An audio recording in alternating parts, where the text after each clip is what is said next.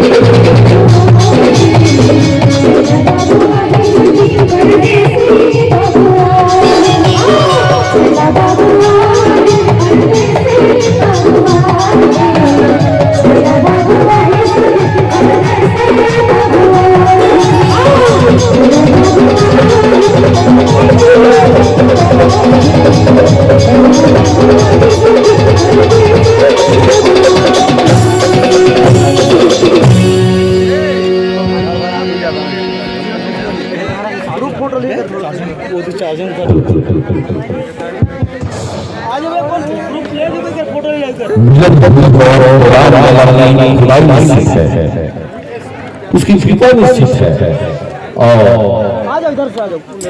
समय होने पर जुदाई निश्चित है। पल पल तरसे जिस कल के लिए, पल पल तरसे जिस कल के लिए वह कल आया सिर्फ एक पल के लिए, और रोकना चाहे उसे कुछ पल के लिए न रोक पाए पल भर के लिए। आप सभी से सादा विदाई लेते हुए ना आलाप याद रखना, ना कलाम याद रखना, हो सके तो सिर्फ लोक सरगम का नाम याद रखना। जय छत्तीसगढ़, जय उड़ीसा, जय भारत, जय हिंद। धन्यवाद।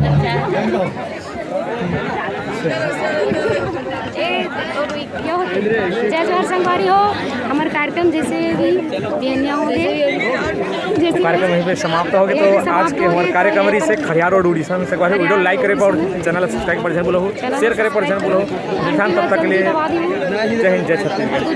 देर ना हो जाए। हाँ।